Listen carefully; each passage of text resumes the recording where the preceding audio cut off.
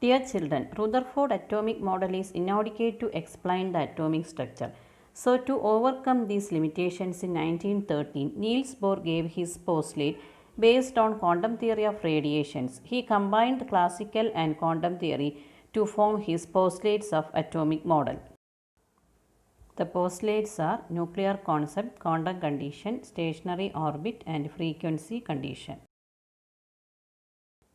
First postulate, nuclear concept. An atom consists of a small and massive central core called nucleus around which planetary electrons revolve. The centripetal force required for their rotation is provided by the electrostatic attraction between the electrons and the nucleus.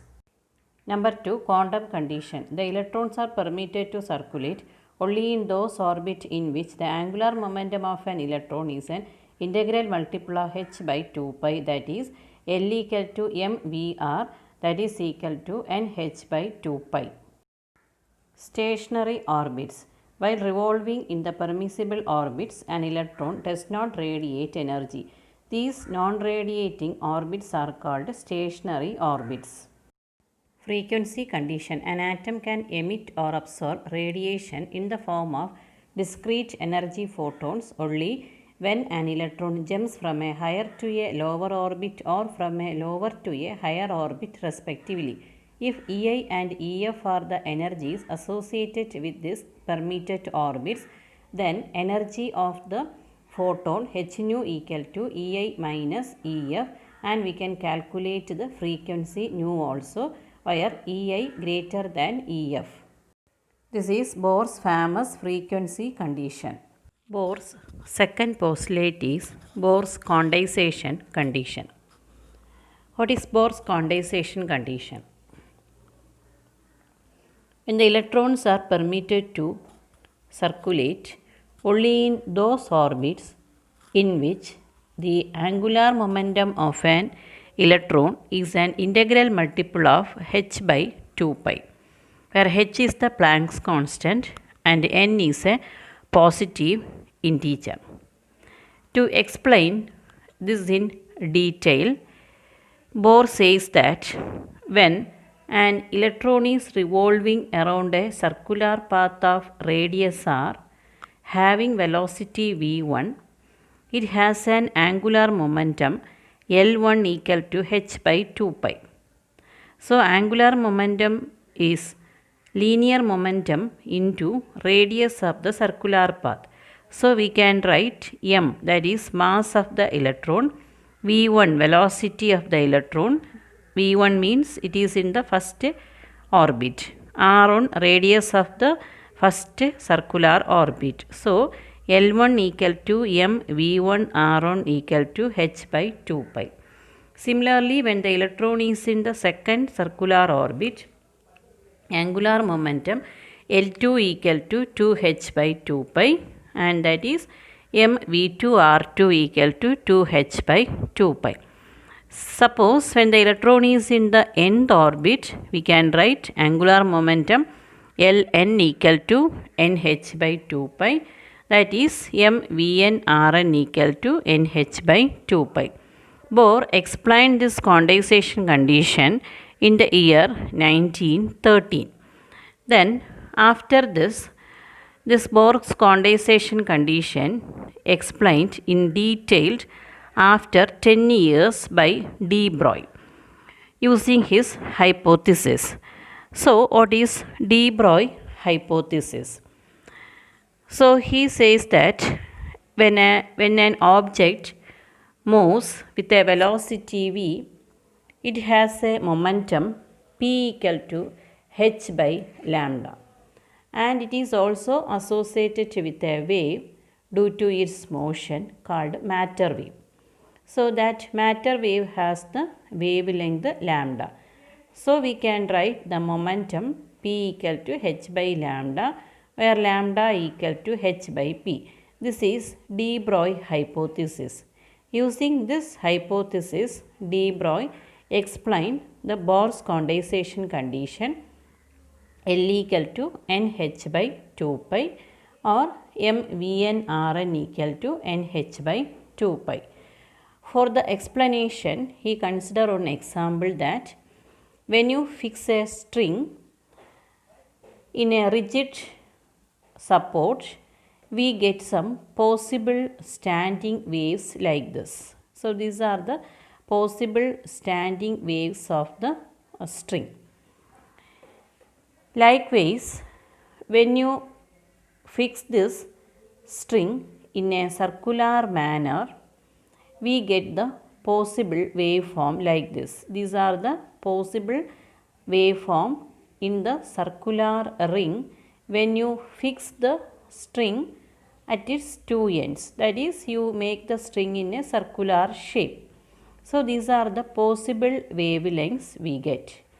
So here when you look here, this is the first wave formed in the circular ring, and this is the second wave, and this is the third wave. And here this is the first wave, and this is the second wave, and this is the third one, and this is the fourth one. So this circular orbit has a radius r. So we can write, so these waves are satisfied in their circular path. That is, it completed in the circular orbit. So we can write the circumference of this circular path. What is the circumference of the circular path? That is 2 pi r equal to integral multiple of the wavelength. Okay. So here also the circumference of the circular path is equal to integral multiple. So here the three waves are here. So we can write integral multiple of its wavelength.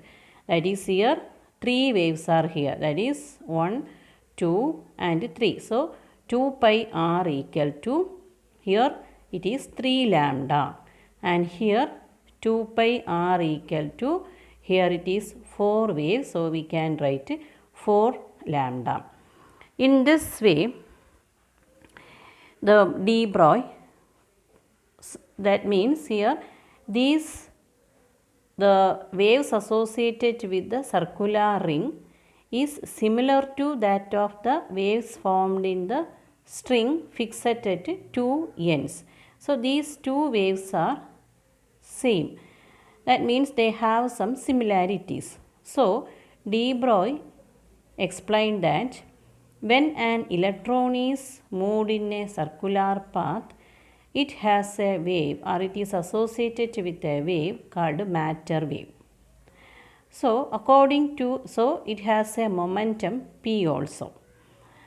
So followed by this, he suggested that when the electron moves in a first circular orbit, the circumference of the circular orbit satisfied with the integral multiple of its wavelength. So we can write 2 pi r equal to 1 lambda. Okay, 2 pi r equal to 1 lambda according to the equation. Then when the electron is revolving in the second circular orbit, it is associated with a matter wave, and it satisfied with the condition 2 pi r equal to 2 lambda. Similarly, when it moves in the third circular orbit, 2 pi r equal to 3 lambda. So when the electron satisfied with this condition, it can move in a stationary orbit. Okay. So this is the explanation of de Broglie. So suppose the electron moves in a nth circular orbit, we can write the radius of the nth circular orbit equal to Rn. So we can write 2 pi Rn equal to n lambda, where from the de Broglie hypothesis, lambda equal to h by Pn. That is, electron has a momentum also. That is equal to h by mvn. So we can substitute this lambda in the above equation. 2 pi Rn equal to n into h by mvn. Then rearranging the equation, we get mvn Rn equal to nh by 2 pi. So this is the Bohr's condensation condition explained by Bohr. That is mvn Rn equal to nh by 2 pi. So Using the hypothesis, de Broglie explained the Bohr's condensation condition in 1923.